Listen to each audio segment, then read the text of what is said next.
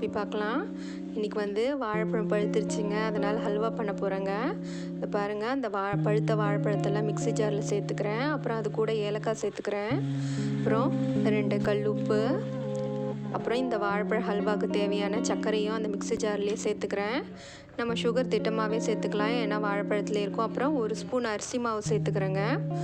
பாருங்கள், இந்த மிக்ஸி ஜாரில் நம்ம தண்ணி பால் எதுவுமே விடலைங்க. அந்த சுகர் கூடவே சேர்ந்து அரைக்கும் போது இதை மாதிரி நல்லா பியூரியாக ஆகிடுங்க. அப்புறம் ஒரு பேன் வச்சு சுகர் சேர்த்து இதை நம்ம கேரமல் சாஸாக ப்ரிப்பேர் பண்ண போகிறோங்க. இதை பாருங்கள், இது அப்படியே கேரமல் வந்து நல்லா ப்ரௌன் கலராக வருங்க. வரும்போது நம்ம அரைச்சி வச்சுருக்க அந்த பனானா பியூரியை வந்து இதில் ஊற்றி கிண்டணுங்க. இதை பாருங்கள், கொஞ்சம் கொஞ்சமாக ப்ரௌன் கலர் அப்படியே வந்துகிட்டே இருக்குது. இது 1 பாட் ரெசிபி தாங்க, சிம்பிளாக தான் இருக்கும். நம்ம தனித்தனியாக எதுவும் சேர்க்க தேவையில்ல, எல்லாம் மிக்ஸி ஜாரில் ஒன்றாவே போட்டு அரைச்சிட்டோம். அதை பாருங்கள், இந்த சாஸ் ப்ரிப்பேர் ஆன உடனே தண்ணியில் எதுவும் சேர்க்க தேவையில்ல, நம்ம அரைச்சி வச்சு அந்த பியூரியே நல்லா ஊற்றி நம்ம நல்லா கலரி கொடுக்கலாங்க. இதை பாருங்கள், நான் நெய் சேர்த்துக்கிறேன் ஃபஸ்ட்டு பேட்ச்சு. இதை பாருங்கள், சேர்த்துட்டு நம்ம நல்லா அப்படியே கிளறும் போது அப்படியே அந்த கேரமல் சாஸோட கலர் எப்படி அப்படியே ஃபுல்லாக வருது பாருங்கள். இதை பாருங்கள், இந்த மாதிரி கைவிடாமல் கிண்டிக்கிட்டே இருக்கணும். இந்த ஹல்வா ரொம்ப டேஸ்ட்டாக இருக்குங்க, நம்ம திருநெல்வேலி ஹல்வா டேஸ்ட்லேயே இருக்கும். அதை பாருங்கள், கலரும் அதே மாதிரி வந்துருச்சு பாருங்கள். நம்ம அந்த கேரமல் சாஸோட கலரு, திருநெல்வேலி ஹல்வா கலரு இப்படி ப்ரௌனாக வந்திருக்கு பாருங்கள். இன்னும் நல்லா டார்க் ப்ரௌனாக வருங்க.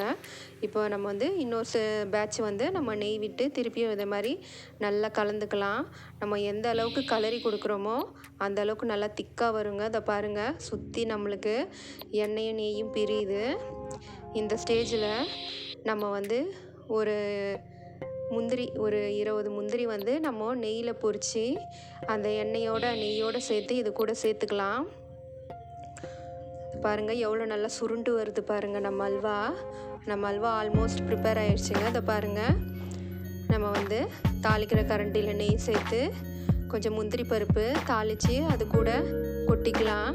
பொன்னிறமாக நம்ம முந்திரி பருப்பை வறுத்து அந்த அல்வா கூட சேர்த்து நல்லா கிண்டி விட்டுக்கலாம். அதை பாருங்கள், இப்போ கிண்டும் போது இன்னும் நம்ம சேர்த்துருக்க எண்ணெயும் நெய்யும் நல்லா நம்மளுக்கு பிரிஞ்சு வரும்.